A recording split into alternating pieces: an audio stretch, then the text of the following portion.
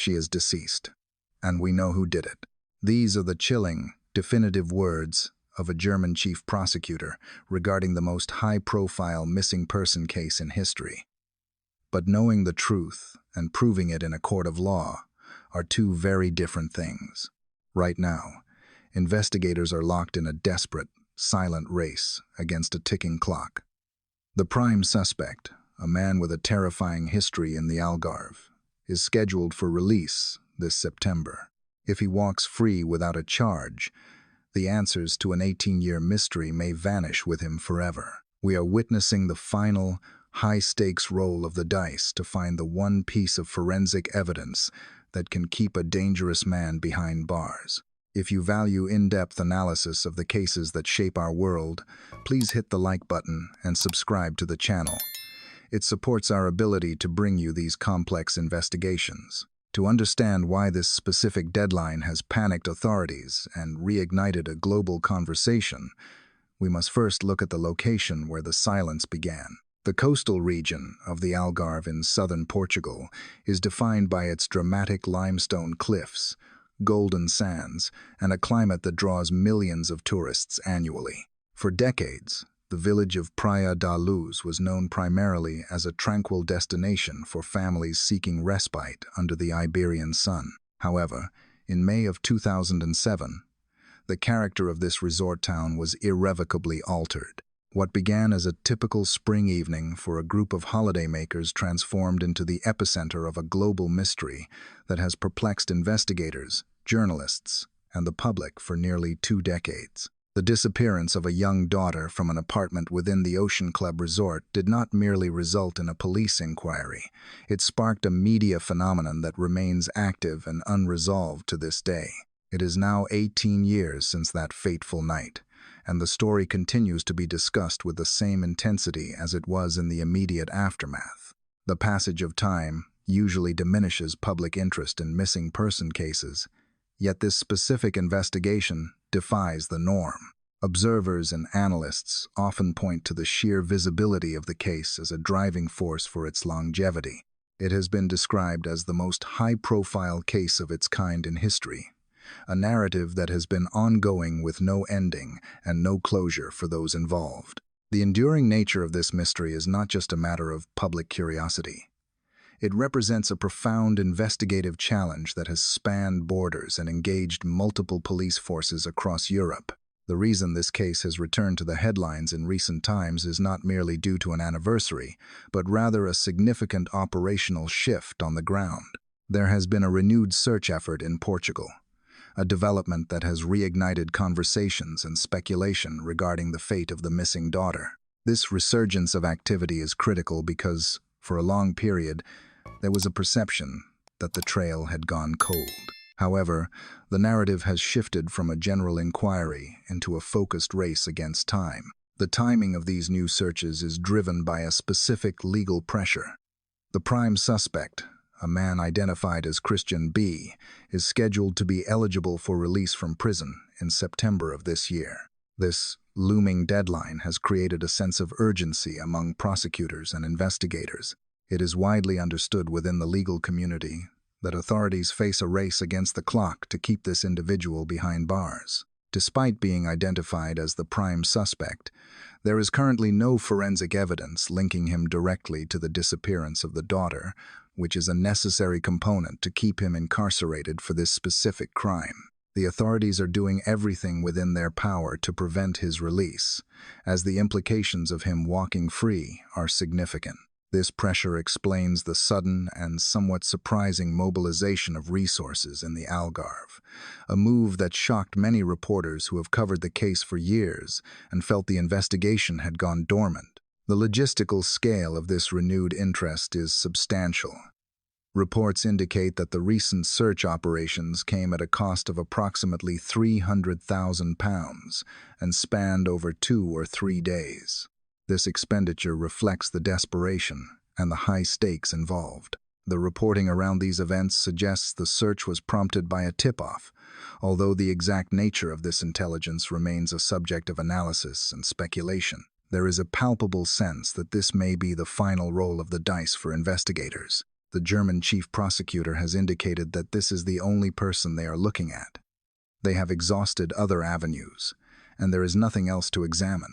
If this individual is released without charge, he could disappear, leaving the case permanently unsolved. From an analytical perspective, the situation presents a fascinating and terrifying legal paradox. The chief prosecutor in Germany has made bold public statements, asserting that they have evidence the daughter is deceased and that Christian B is responsible for her death. To make such a definitive claim to the world requires a high degree of confidence, yet the inability to charge him suggests a gap between intelligence and admissible evidence.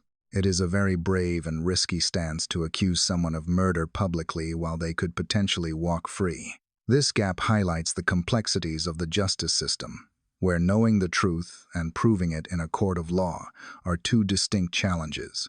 The background of the suspect adds a layer of dread to the proceedings. He is described as a dangerous individual with a criminal record as long as anyone's arm, including a history of hurting women and engaging in disturbing communications with other offenders. The prospect of such a person being released back into the public is viewed by many as a scary scenario. This fear is not theoretical. It is grounded in the lived experiences of others who have crossed his path. One brave woman, Hazel, has come forward with her own terrifying story of an encounter with Christian B in 2004, 3 years prior to the disappearance at Praia da Luz. Her testimony provides a crucial insight into the suspect's behavior and presence in the region during that era. Hazel's account is harrowing and serves as a grim parallel to the main investigation. Working in Portugal at the age of 20, she was living independently when she became the victim of a terrifying home invasion by a stranger. She described an intruder dressed all in black, wearing a mask that revealed only his piercing blue eyes, and appearing to be armed. The attack was not a fleeting moment of violence, but a sustained ordeal where she felt her life was in imminent danger. Her survival and subsequent decision to forfeit her anonymity to identify Christian B speak to her resilience and her desire to see justice served. The relevance of Hazel's experience extends beyond her own trauma. It casts a critical light on the policing failures of the time. She alleges that the Portuguese police did not investigate her case properly, failed to collect vital forensic evidence from her apartment, and treated her with skepticism. This lack of procedural rigor in 2004 raises a haunting what-if scenario. If her case had been investigated with the seriousness it deserved, the suspect might have been apprehended years before the daughter in the main case went missing. Hazel herself believes that if the crime against her had been investigated, the missing daughter might still be at home with her parents today. As the 18-year mark passes, the search for answers remains as desperate as ever. The investigation has seen highs and lows, riding the waves of public interest and the quiet determination of the family. The renewed activity at the Arrayed Dam and other locations is viewed as an attempt to find the golden nugget of evidence, something physical or forensic that can bridge the gap between suspicion and conviction. The authorities are reportedly analyzing USB sticks with photographs and other materials, yet they still lack the definitive DNA or fingerprint evidence linking the suspect to the victim. The current state of affairs is a race against time and a battle against the limitations of the legal system. Legally, authorities often get only one chance to charge a suspect. If they proceed without strong enough material and fail to convict, the individual cannot be charged again for the same crime. This double jeopardy principle explains the caution and the delay, even as the prosecutor expresses certainty in the suspect's guilt. The strategy appears to be a mix of exhaustive physical searches and strategic pressure, hoping that the renewed attention might yield a confession or a critical new lead before the September deadline. Ultimately, the disappearance remains a story with no ending. The family continues to wait, their lives defined by the absence of their daughter and the agonizing uncertainty of her fate. The world remains sympathetic and interested, watching as investigators make potentially their final major effort to solve a mystery that has haunted the public consciousness for nearly 2 decades. The silence that fell over the apartment in 2007 has not yet been broken by the truth, but the efforts to uncover it have reached a critical, perhaps final, crescendo. The narrative of the Madeleine McCann disappearance is not merely defined by the events of a single evening, but by the enduring 18-year mystery that followed, creating a void that investigators are still desperately trying to fill. To understand the current renewed searches and the focus on a specific suspect, one must first analyze the fractured timeline of the initial incident, a period characterized by confusion and procedural decisions that have been heavily scrutinized in the years since. This case, widely regarded as the most high-profile missing person inquiry in history, hinges on the critical moments immediately following the realization that the daughter was gone and the subsequent actions taken by those in authority. In the immediate aftermath of the alarm being raised, the focus of the investigation turned inward, a standard procedure in criminology that often dictates looking at the people closest to the missing individual. Historically, statistics suggest that in many such cases, offenders are found within the immediate circle, which led the Portuguese authorities to initially treat the parents and their acquaintances with suspicion. The family was subjected to intense scrutiny, eventually being named as suspects, a status that directed valuable resources toward investigating their movements rather than securing the perimeter or widening the dragnet immediately. This approach, while described by some experts as a natural first step, has been criticized for potentially narrowing the investigative field too early, allowing other leads to go cold. The preservation of the timeline and the physical environment is paramount in any criminal inquiry, yet reports from the scene suggest that the initial response was lacking in forensic rigor. Expert analysis indicates that crucial areas of the apartment and the surrounding resort were not immediately secured or taped off by the authorities. In the chaos and panic of the search, various individuals, including resort staff and other holidaymakers, were reportedly walking through what should have been treated as a pristine crime scene. This lack of containment meant that vital forensic evidence, which could have provided a definitive timeline or identified an intruder, may have been tampered with or lost entirely in the hours following the disappearance. The failure to strictly control the environment created a compromised timeline, where the movements of potential perpetrators could not be distinguished from the activity of the search party. Experts reviewing the case emphasize that getting these initial steps right is often the difference between life and death, or at least between a solved case and an open-ended mystery. The Portuguese police have faced long-standing accusations that they failed the victim during this crucial window, with suggestions that a different, more forensic-focused approach might have altered the outcome of the entire investigation. If the crime scene had been preserved and investigated properly, the forensic evidence that is now so desperately sought might have been secured 18 years ago. This pattern of alleged investigative negligence is not an isolated claim restricted to this single case, but is echoed in the testimony of other victims from the same period. Hazel, a woman who was attacked in the same region 3 years prior, reported a similar dismissiveness when she sought help from the local authorities. She describes a situation where her own traumatic experience was not investigated according to standard protocols. Instead of a thorough forensic examination, she felt disregarded, and evidence from her own crime scene, such as bloodstains and DNA, was reportedly never collected. Her account provides a disturbing context to the timeline of the Madeleine McCann case, suggesting a systemic issue in how crimes were handled in that jurisdiction at the time. The implications of these failures are profound.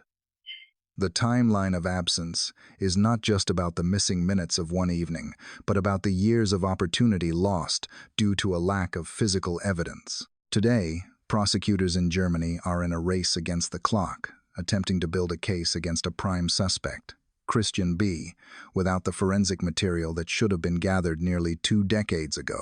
They are searching for a golden nugget of proof, something tangible like DNA or fingerprints, to link this suspect to the disappearance, a task made exponentially harder by the degradation of the scene in 2007. The investigation has thus become a complex reconstruction effort, trying to piece together a narrative from circumstantial evidence and witness memories rather than solid forensic data. The chief prosecutor has publicly stated his belief that the victim is deceased and that the suspect is responsible, yet he admits that without the forensic link, they cannot formally charge him. This legal stalemate is the direct result of the compromised timeline. Because the initial investigation did not secure the necessary biological or physical traces, the current inquiry is forced to rely on renewed searches and tip-offs to bridge the gap. As the case stretches into its 18th year, the focus remains on closing the loopholes left open by those early errors. The search of the Arade Dam reservoir and the scrutiny of the suspect's past movements are attempts to rewrite the timeline, to insert the suspect into the empty spaces left by the initial inquiry. The tragedy of the timeline is that the answers may have been present in the apartment on that first night, waiting to be found, but were swept away in the confusion, leaving a family to wait in an agonizing limbo that continues to this day. The analysis of this case serves as a stark reminder that in the world of criminal justice, the first few hours are often the only ones that truly count, and once lost, they are almost impossible to recover. The transition from the immediate confusion of the disappearance to the formal commencement of a criminal inquiry marks a definitive and controversial phase in the timeline of the Praia da Luz case. As the local law enforcement yielded control to the Criminal Investigation Police, the investigation entered a period that has since become the subject of intense professional scrutiny and criticism. Legal experts and criminologists analyzing the events of that week in May 2007 often point to the critical window known as the Golden Hour, a short period immediately following a report where the preservation of evidence and the establishment of perimeter controls are most likely to yield results. In this specific instance, the handling of these initial moments has been widely characterized as a systemic failure that may have irreparably compromised the pursuit of justice. One of the primary areas of contention centers on the preservation of the physical environment from which the daughter vanished. Standard operating procedures in abduction cases dictate that the scene must be hermetically sealed to prevent contamination. Yet, reports indicate that this protocol was not rigorously enforced. Expert commentary suggests that in the hours following the alarm, various individuals were permitted to move through the apartment and the surrounding areas, essentially walking through active crime scenes. This lack of containment meant that potential forensic traces, such as DNA or fingerprints, which are vital for placing a perpetrator at the scene, faced a high risk of being tampered with or destroyed entirely. The integrity of the scene was effectively broken before specialized forensic teams could conduct a comprehensive sweep, creating a deficit of physical evidence that continues to hamper prosecutors nearly 2 decades later. Simultaneously, the investigative strategy adopted by the Portuguese authorities shifted its focus inward, targeting the parents and their immediate circle. While it is a standard investigative hypothesis to look at those closest to a missing person, as historical data often points to family involvement, the execution of this line of inquiry has been heavily criticized. The parents were formally named as suspects, a status that not only placed an immense psychological burden on the family but also arguably diverted crucial resources away from searching for external threats.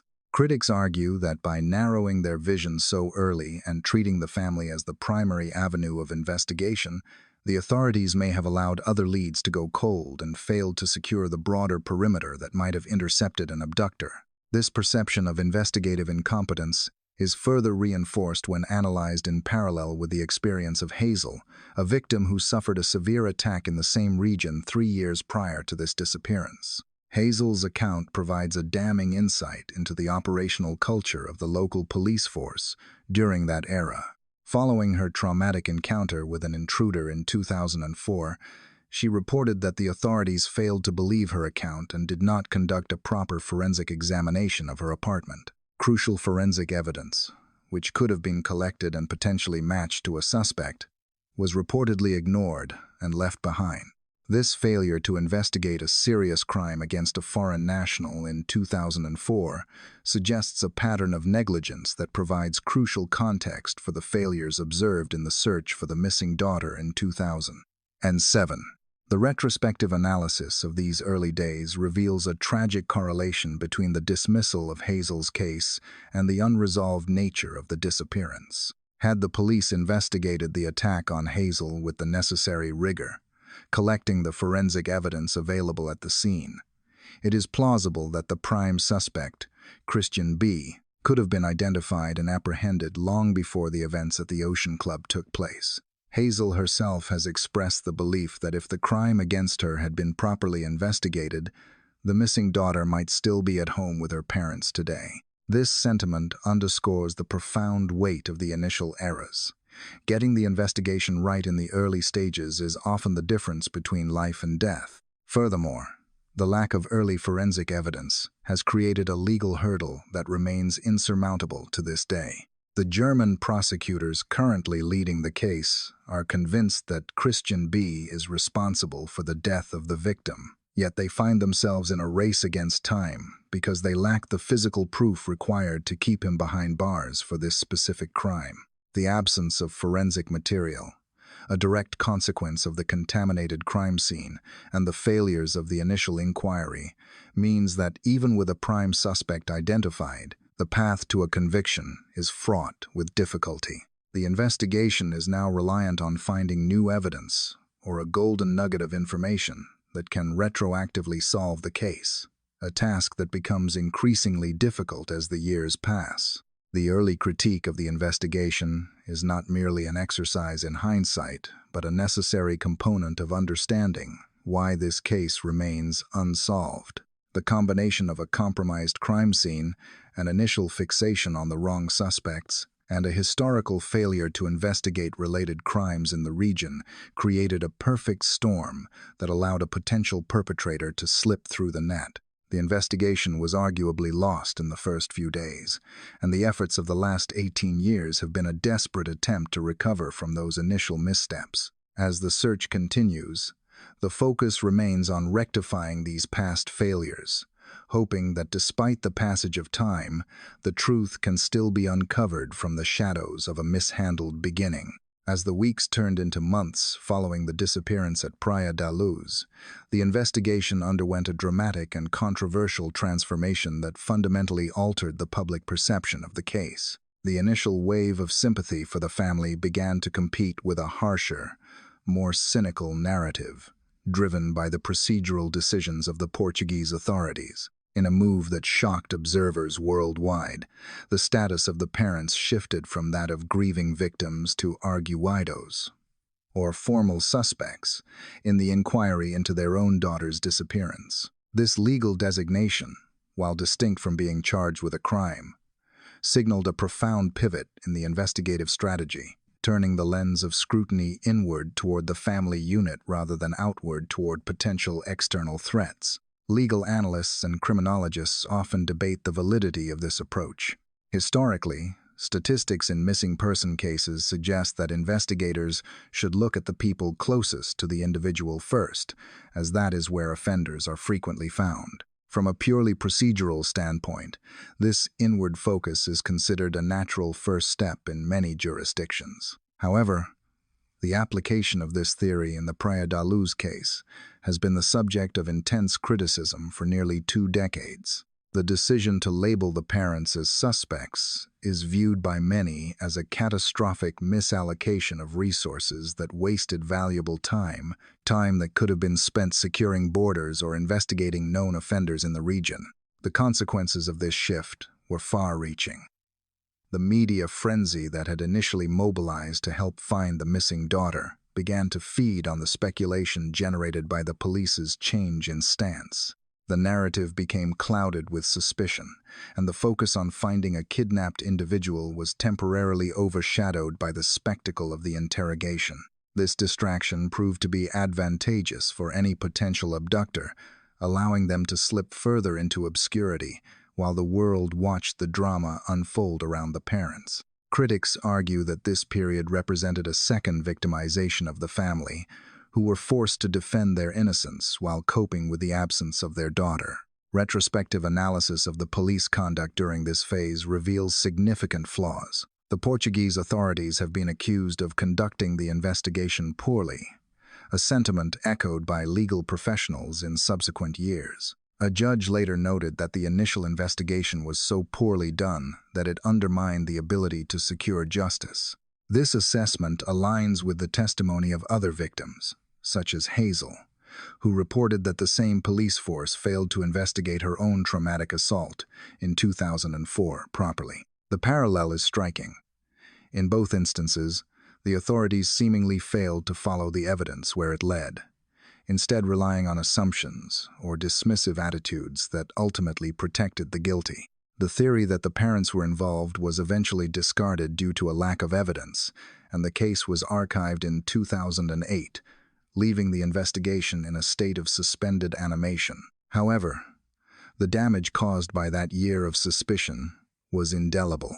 It created a fractured timeline where the German connection, the presence of a dangerous foreign national in the area, was overlooked. While investigators were focused on the apartment's occupants, the man now identified as the prime suspect, Christian B., was arguably able to move freely, his background and presence in the Algarve going largely unchecked during the most critical phase of the inquiry. The archiving of the case did not bring closure.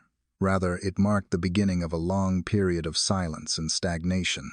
It was only later, when the investigation was reopened with new leads pointing toward a stranger abduction, that the extent of the initial oversight became clear. The German chief prosecutor's later assertion that they have evidence pointing to Christian B. as the perpetrator highlights the tragedy of the lost years. If the resources expended on investigating the parents had been directed toward analyzing cell phone data or vetting local drifters in 2007, the outcome might have been radically different. This chapter of the investigation serves as a cautionary tale regarding the dangers of tunnel vision in law enforcement. The fixation on the accident theory or parental involvement effectively paused the hunt for a predator. It demonstrates how procedural decisions, when driven by pressure or statistical assumptions rather than hard forensic data, can derail a case. The failure to properly investigate the crime against Hazel in 2004 and the subsequent mishandling of the disappearance in 2007 suggest a systemic issue within the local policing strategy of that era. The result was a delayed justice that has left the family waiting for 18 years, hoping that the renewed focus on the correct suspect can finally undo the damage of the past. The narrative of the investigation into the disappearance at Praia da Luz remained largely stagnant for years, characterized by a frustrating lack of progress and a series of false dawns that offered little solace to the family. However, the trajectory of the entire inquiry shifted fundamentally when authorities in Germany identified a new prime suspect, a development that brought the case back into the global spotlight with renewed intensity. This pivot marked the most significant breakthrough in over a decade, moving the focus away from the speculative theories surrounding the parents and firmly toward the possibility of a stranger abduction by a foreign national residing in the region. The emergence of this suspect, referred to as Christian B., introduced a tangible line of inquiry that prosecutors believe holds the key to solving the 18-year mystery. For years, the investigation had suffered from a lack of concrete targets, but the identification of Christian B.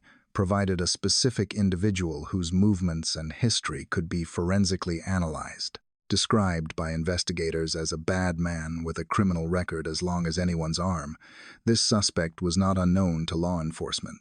His history included serious offenses involving hurting women and engaging in disturbing communications with other offenders, painting a profile of an individual who posed a genuine danger to the public. Unlike previous persons of interest who were often dismissed after brief scrutiny, the German authorities signaled a high degree of confidence in this lead, with the chief prosecutor publicly stating his conclusion that the victim is deceased and that Christian B. is responsible for her murder.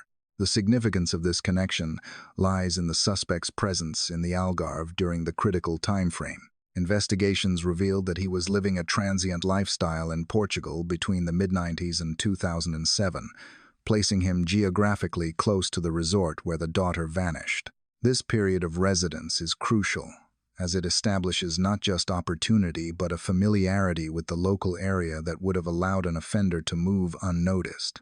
Reports suggest he lived off the grid, often associated with a distinctive camper van, a detail that aligns with the theory of a perpetrator who could transport a victim and disappear without leaving a digital footprint. This lifestyle allowed him to operate in the shadows, existing on the periphery of the tourist communities while potentially scouting for opportunities. The renewed investigation into Christian B has been exhaustive, utilizing modern forensic techniques to examine his past. A major part of this inquiry involved the seizure and analysis of data storage devices, specifically USB sticks containing photographs and other materials. While investigators have combed through these digital archives, the challenge remains the absence of direct forensic evidence linking him to the specific victim in this case. There are no fingerprints or DNA samples currently available to lock him away for this disappearance, a gap that prosecutors are desperate to fill. This lack of physical proof stands in stark contrast to the prosecutor's public certainty, creating a complex legal standoff where authorities know who the perpetrator is but struggle to prove it in a court of law. The emergence of the German connection also casts a new light on missed opportunities from the past. It forces a re-evaluation of previous witness statements and tip-offs that may have been overlooked when the police focus was elsewhere. The suspect's history in the region was not a secret. He was known to have committed offenses, yet he managed to evade scrutiny in relation to this case for over a decade. The fact that he is currently incarcerated for other crimes provides a window of safety, but it also imposes a deadline. There is a tangible fear that he could be released in September if charges regarding this disappearance are not brought forward.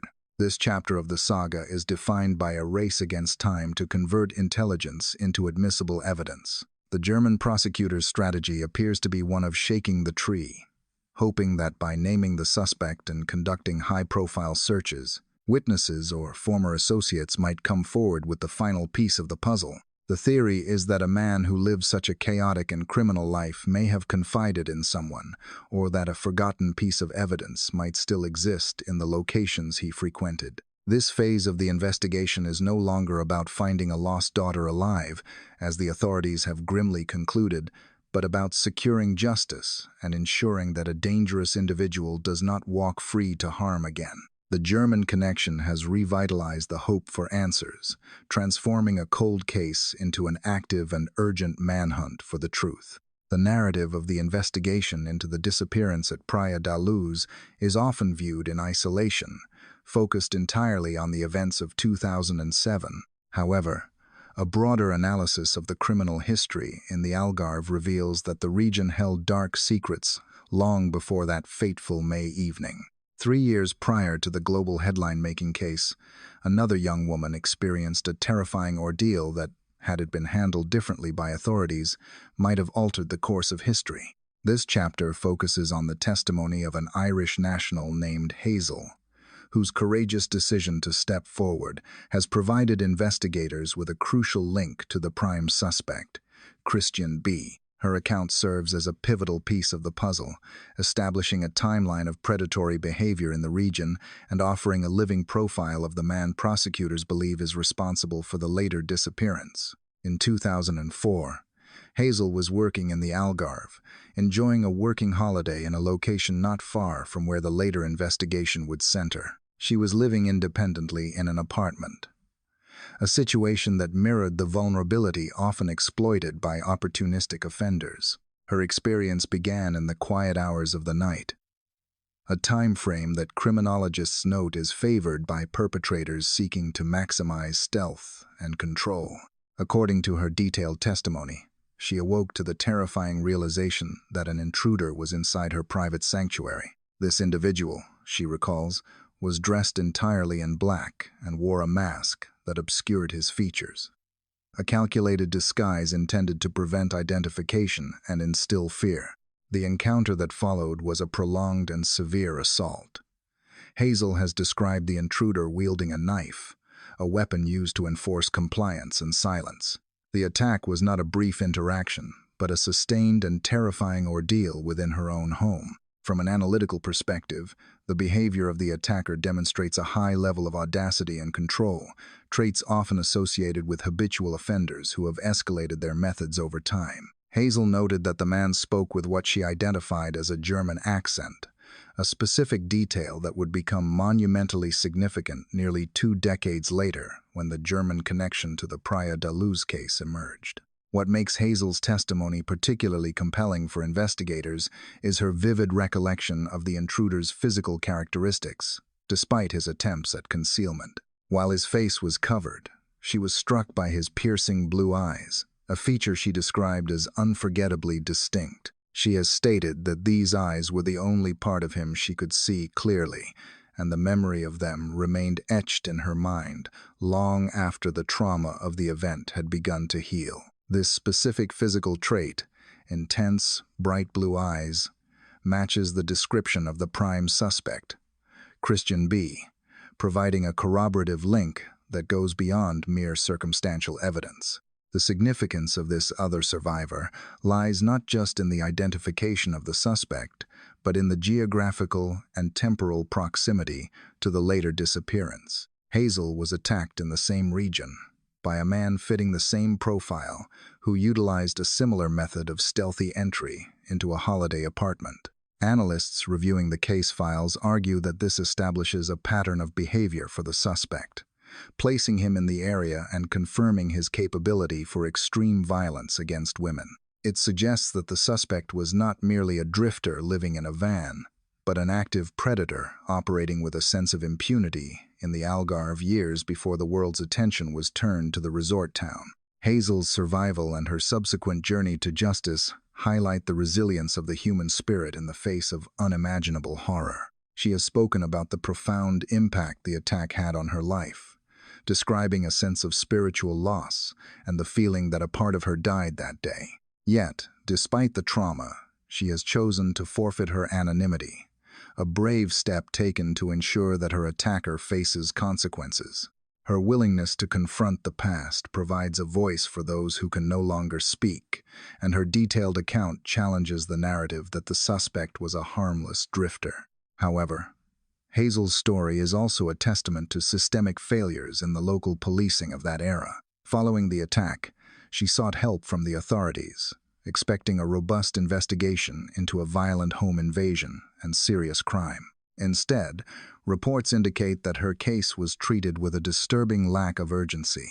She alleges that the police failed to collect vital forensic evidence from her apartment, such as bloodstains or DNA samples that could have identified the perpetrator immediately. This lack of procedural rigor meant that a dangerous individual was left free to roam the Algarve, potentially leading to further crimes. The connection between Hazel's ordeal and the main investigation is undeniable. Had the authorities acted upon her report in 2004 with modern forensic standards, Christian B. could potentially have been apprehended and incarcerated well before 2007. Hazel herself has expressed the heartbreaking realization that if her case had been investigated properly, the later tragedy might have been averted, and the missing daughter might still be at home with her parents. Her testimony stands as a crucial chapter in the broader saga, a warning sign that was missed, and a beacon of hope that even after many years, the truth can still be brought to light through the courage of survivors. The investigation into the disappearance at Praia da Luz entered a distinct and volatile new phase in 2020, triggered by a strategic media appeal that reverberated across Europe. Authorities in Germany and the United Kingdom took the significant step of releasing images and specific details regarding a new prime suspect, Christian B. This public call for information was designed to jog memories and elicit testimony from individuals who may have crossed paths with the German national during his itinerant years in the Algarve. For most of the public, the release of these images was a curiosity, a potential break in a long-standing mystery. However, for one woman watching from a distance, the visual revelation was not merely a news update. It was a moment of profound and terrifying recognition that bridged a 16-year gap of silence. The witness, Hazel, who had returned to her life after her traumatic experience in Portugal in 2004, was confronted with the image of the man authorities believed was responsible for the high-profile disappearance. Her reaction to seeing the photograph of Christian B was immediate and visceral. Reports indicate that upon viewing the image, she suffered an intense physiological response to the shock, physically retreating to a bathroom where she became ill. This involuntary reaction serves as a powerful testament to the enduring nature of trauma memory.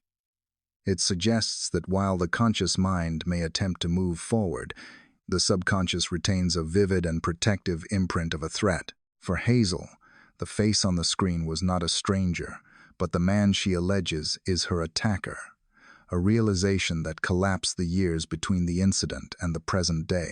The core of this identification rests on a specific and haunting physical detail: the eyes of the suspect. In her testimony regarding the attack in 2004, Hazel described an intruder who was dressed entirely in black and wore a mask that concealed the majority of his facial features. This disguise was intended to ensure anonymity and protect the perpetrator from future identification. However, the mask had openings that revealed his eyes. Hazel has remained adamant in her description, noting that the attacker possessed piercing blue eyes.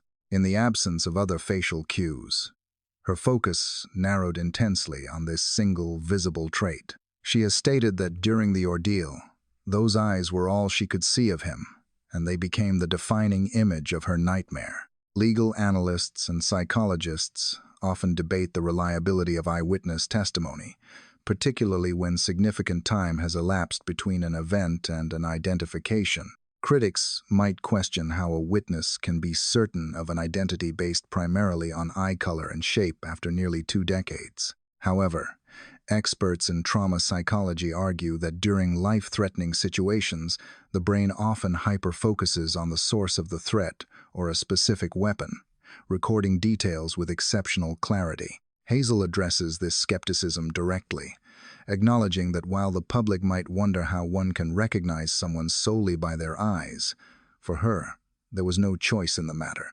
She describes the memory as intrusive and permanent, stating that the eyes are just there, etched into her mind regardless of her desire to forget them.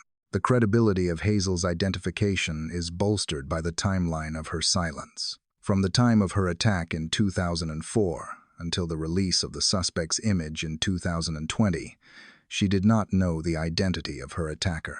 During those 16 years, she made no allegations against any other individual, nor did she seek to attach her story to the high-profile disappearance case that later dominated the news. It was only when the specific image of Christian B was publicized, a man whose physical appearance matched her memory and whose timeline placed him in the correct geography, that she came forward. This restraint suggests a witness motivated by recognition rather than a desire for notoriety. She is adamant that the man in the photograph is the same person who entered her apartment, a certainty that has become a cornerstone of the prosecution's narrative. The implications of this identification are far-reaching for the investigation into the missing daughter.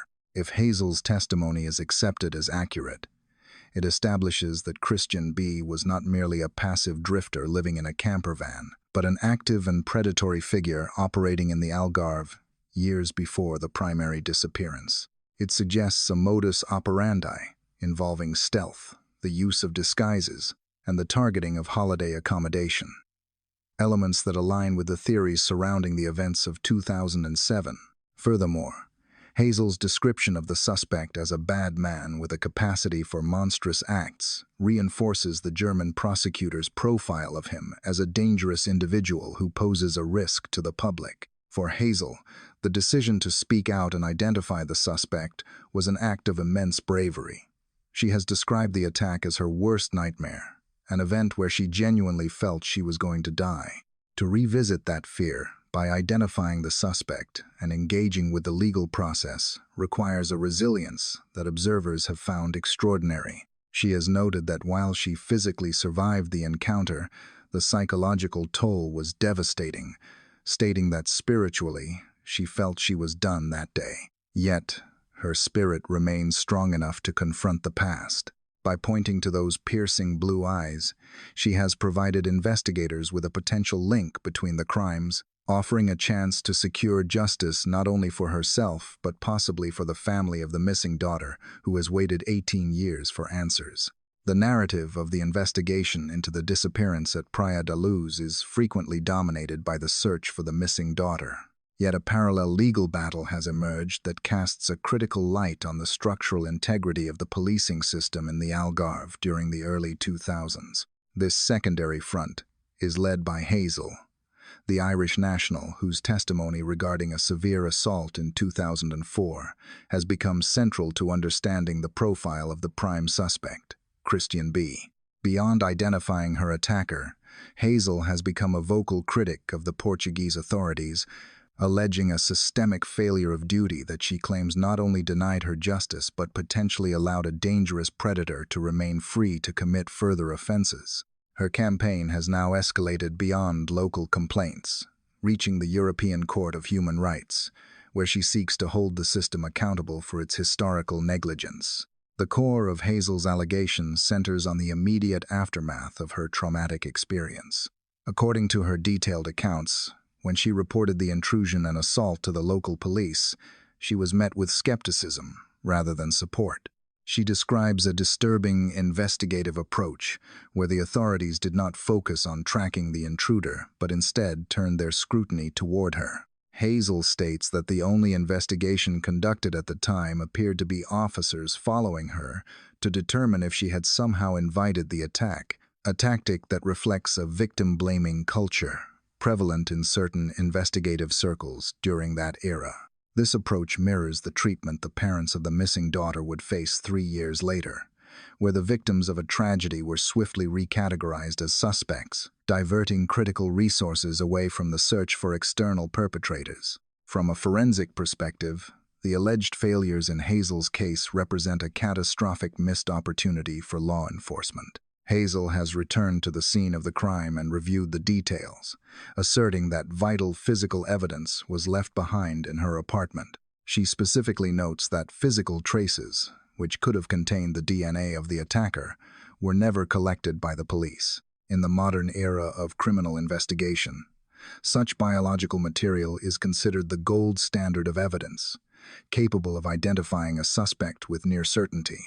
The failure to secure this scene and process the available forensic data meant that Christian B., the man Hazel is adamant attacked her, was not identified or apprehended at the time.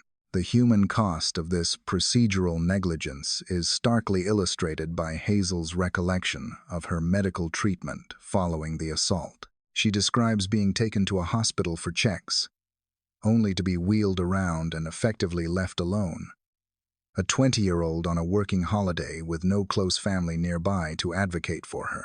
This lack of victim support and the subsequent dismissal of her claims left her isolated, forcing her to carry the burden of the unresolved crime for 16 years. It was only in 2020, when she saw the image of Christian B., that she realized her attacker had a face and a name, and that her silence had been enforced not by a lack of memory, but by a lack of institutional belief in her story. Hazel's current legal action is driven by a desire to ensure that future victims are treated with a basic level of dignity and competence. She has stated that her application to the European Court of Human Rights is not necessarily about closure, as the trauma cannot be undone, but about setting a precedent for respectful treatment. She argues that anyone in such a vulnerable situation should be treated in a humane way, a standard she feels was not met in her case. Her advocacy highlights a broader issue within the investigation. The insight her case provides into the operational failures of the Portuguese police helps explain why the initial inquiry into the disappearance at the Ocean Club was so fraught with errors and delays. The most haunting aspect of these allegations is the timeline of preventability. If Hazel's report had been taken seriously in 2004, and if the forensic evidence available in her apartment had been processed, it is highly probable that Christian B. would have been in custody long before May of 2007. Hazel herself has grappled with this heavy realization, stating in interviews that if the crime against her had been investigated properly, the missing daughter might still be at home with her parents today. This sentiment underscores the interconnectedness of these cases. A failure to act on one crime created the conditions for another tragedy to occur. The what-if scenario poses a difficult question for the authorities, suggesting that the disappearance was not an unavoidable act of fate, but potentially the collateral damage of a justice system that failed to function effectively when it mattered most. Today, Hazel stands as a figure of resilience, transforming her status from a victim to a challenger of the status quo. Her fight is no longer just about her own survival, but about exposing the flaws that allowed a bad man with a long record of hurting others to operate with impunity. As the main investigation continues its race against the clock to find forensic evidence against Christian B., Hazel's legal battle serves as a reminder that the search for justice involves not only catching the perpetrator, but also holding the institutions accountable for the opportunities they missed along the way. The identification of the German national, Christian B., as the central figure in the disappearance at Praia da Luz has shifted the investigation from a generalized search for a missing person to a focused forensic examination of a career criminal. To understand why authorities are so fixated on this individual, one must look beyond his mere presence in the Algarve and analyze the extensive behavioral profile that has been constructed by investigators. Reports describe him as a man with a criminal record as long as anyone's arm, a history that paints a disturbing picture of a predator who operated with impunity across Europe. His background is not that of an opportunistic novice, but rather that of a seasoned offender, with a documented history of hurting women and engaging in illicit activities that made him a significant danger to the public. The profile developed by the German authorities suggests a man who lived on the margins of society, utilizing a transient lifestyle to facilitate his crimes and evade detection. During his time in Portugal, he was known to reside in a camper van, a vehicle that offered him the ability to move freely and disappear into the landscape without leaving a digital footprint. This off-grid existence aligns with the theories of how a perpetrator could abduct a victim from a resort and transport them unnoticed. Intelligence gathered suggests that he engaged in disturbing online conversations with other individuals regarding illegal activities, communications that reveal a mindset deeply entrenched in illegal and harmful behavior. These interactions are now a focal point for analysts trying to understand his psychology and potential admissions of guilt. A critical aspect of the current standoff lies in the confidence of the prosecution. The German chief prosecutor has taken the extraordinary step of announcing to the world that they have evidence that the victim is deceased and that Christian B. is the man responsible for her murder. This assertion is not made lightly. It implies the existence of concrete investigative intelligence, perhaps in the form of witness statements, confessions, or circumstantial data that places him at the scene. However, this confidence is tempered by a frustrating legal reality. The investigators have not yet secured the necessary forensic evidence, such as DNA or fingerprints, to charge him specifically with this crime. This distinction between knowing the truth and proving it in a court of law is the central tension of the current chapter in this saga. The psychological profile of the suspect also hints at a dangerous arrogance. His history suggests a belief that he could outsmart law enforcement, a trait often found in habitual offenders. However, this same arrogance may have been his undoing, as reports suggest that boasting or loose talk with associates may have provided the initial tip-off that alerted authorities to his involvement. Despite the strength of the prosecutor's public statements, the defense has consistently characterized the evidence as weak, noting that the suspect has been acquitted in other matters due to poor initial investigations. This legal back and forth highlights the precarious nature of the case. The prosecution is trying to lock away a man they know is dangerous, while the defense argues that suspicion alone is not a substitute for proof. The urgency to solidify this profile into a formal charge is driven by the knowledge of the suspect's capabilities and future movements. Authorities are acutely aware that if Christian B. is released from his current imprisonment without being charged for this disappearance, he poses a severe flight risk. There are fears that he could flee to a country with no extradition treaty, effectively vanishing and taking the answers to the 18-year mystery with him. The profile of Christian B is therefore not just a biography of a criminal. It is a warning. It describes a man who has allegedly slipped through the cracks of the justice system before, and whose potential release is viewed by those close to the case as a scary prospect for public safety. The investigation is now a battle to ensure that his history of hurting others does not continue, and that the golden nugget of evidence can be found to ensure he faces justice for the disappearance that shocked the world. The investigation, which had largely operated in the realm of theory and legal maneuvering for years, transitioned abruptly into a tangible and larger-scale physical operation at a remote location in the Algarve. This chapter focuses on the renewed search efforts at the Array Dam Reservoir, a site located approximately 30 miles from the coastal resort where the initial disappearance occurred. This specific location became the focal point of a massive police mobilization, representing one of the most significant logistical undertakings in the history of the case. The decision to excavate and dive in this area was not random.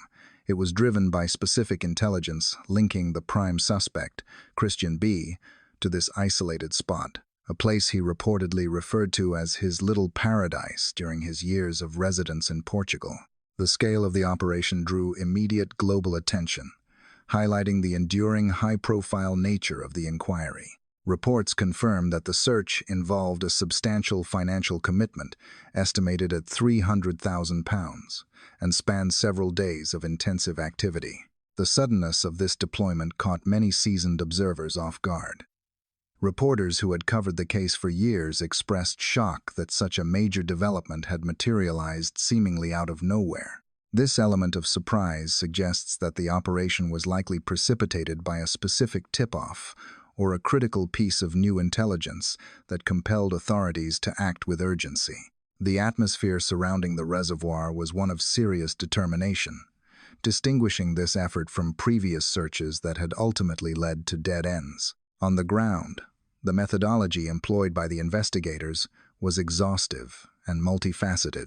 The operation was not merely a surface sweep but a forensic dissection of the landscape. Specialized teams were deployed to comb the area, with reports indicating a meticulous approach to clearing the scrubland to uncover any potential evidence hidden beneath the surface. The presence of heavy resources indicated that authorities were looking for something specific, possibly items that had been concealed or buried deep within the earth. This level of activity reflects the immense pressure on the investigation team. With the prime suspect, Christian B., scheduled to be eligible for release from prison in September of this year, there is a palpable sense that this search represented a race against the clock to find the evidence necessary to keep him incarcerated. Analysts viewing the operation noted the collaboration between Portuguese and German authorities, a sign of the cross-border seriousness of the current phase.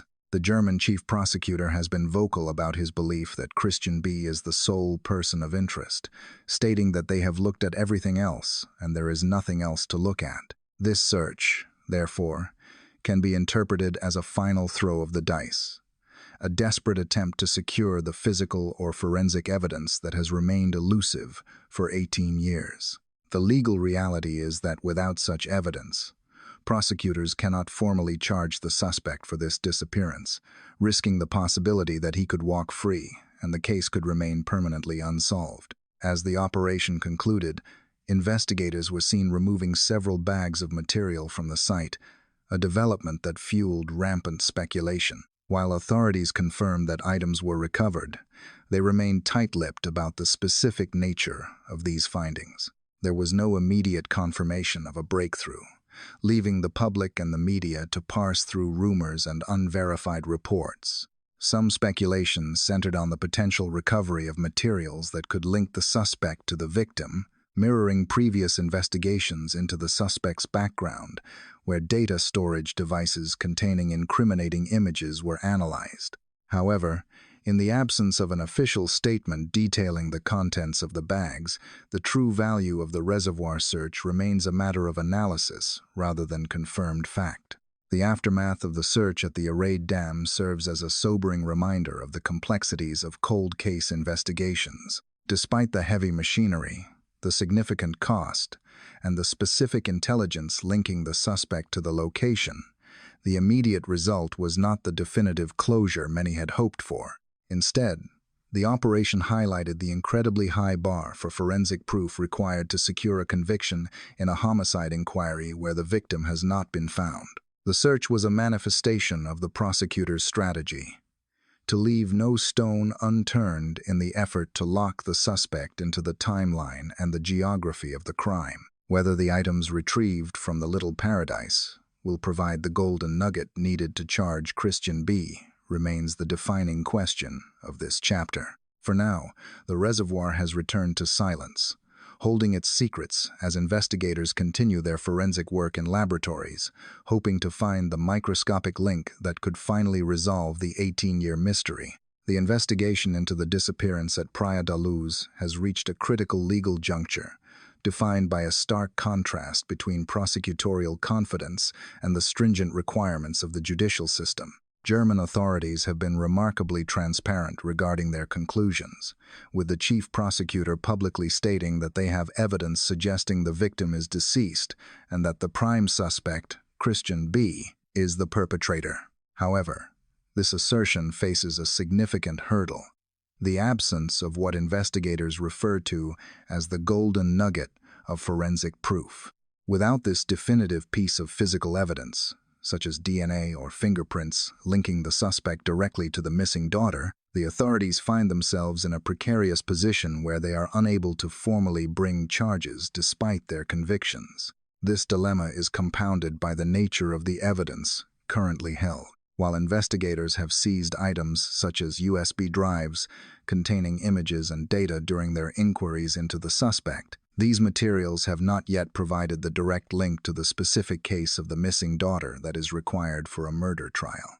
The legal threshold for a conviction in a homicide case without a body is exceptionally high, and the defense has already characterized previous allegations against the suspect as weak. This has led to a strategic standoff. The prosecutors know that legally, they only get one chance to charge this man. If they proceed to trial without irrefutable forensic evidence and fail to secure a conviction, the suspect would walk free and, under the principles of double jeopardy, could never be charged with this crime again. The search for this elusive evidence has driven the recent desperate operations in Portugal, as authorities attempt to bolster their case before it is too late. The prosecutor's office has indicated that they have exhausted other avenues of investigation and that Christian B is the only person they are looking at. This singular focus creates a binary outcome for the investigation.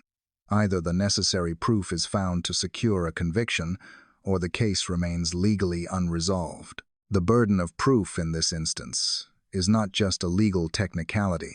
It is the barrier standing between a family's search for justice and the possibility of a dangerous individual evading accountability for one of the most high-profile disappearances in history. As the investigation stretches into its 18th year, the abstract concept of time has transformed into a very literal and urgent deadline. The renewed activity in the Algarve and the intensified media scrutiny are driven by the fact that the prime suspect, Christian B, is eligible for release from prison in September of this year. Currently incarcerated for unrelated offenses, his potential release presents a nightmare scenario for investigators, a race against the clock to keep him behind bars. The fear among authorities is that once he is released, he poses a significant flight risk and could disappear into a jurisdiction where extradition is difficult or impossible. This looming deadline explains the desperation and the high costs associated with recent searches, such as the operation at the Arrayed Dam, which reportedly cost £300,000. It is viewed by many observers as one last throw of the dice to find the evidence needed to issue an arrest warrant for this specific case before the September window opens. If the suspect walks free, he may effectively vanish, and the opportunity to prosecute him for the disappearance at the Ocean Club could be lost forever. The urgency is palpable, as the authorities are trying all that they can to prevent a situation where a man they believe to be a danger to the public is allowed to leave custody. The pressure is further amplified by the suspect's transient history. Known for his drifting lifestyle and ability to live off the grid in a camper van, Christian B has demonstrated a capacity to move unnoticed across borders. If he is released without charge, the investigation faces the prospect of chasing a ghost. Consequently, the current strategy appears to be a high-stakes effort to utilize every available resource and tip-off to secure a charge before the autumn. The timeline is no longer measured in years, but in months, creating a tense atmosphere where getting it right is the difference between justice and a permanently cold case. In the realm of criminal investigations, it is rare for a prosecutor to make definitive public declarations without a signed charge sheet. Yet the German chief prosecutor, Christian Wolters, has broken this convention. He has stated to the world that his office has evidence that the missing daughter is deceased and that Christian B murdered her. This level of transparency is extraordinary and suggests a deep confidence in the intelligence gathered, even if it currently lacks the forensic solidity required for a trial. Wolters has clarified that this is the only person they are investigating and that they have looked at everything else, signaling a complete commitment to this specific line of inquiry. However, this confidence carries immense risk. Accusing an individual of murder in the public sphere while they remain uncharged is a very brave and dangerous legal maneuver. It invites scrutiny and places the reputation of the prosecutor's office on the line. If the evidence fails to materialize, or if the suspect is exonerated, the fallout would be significant.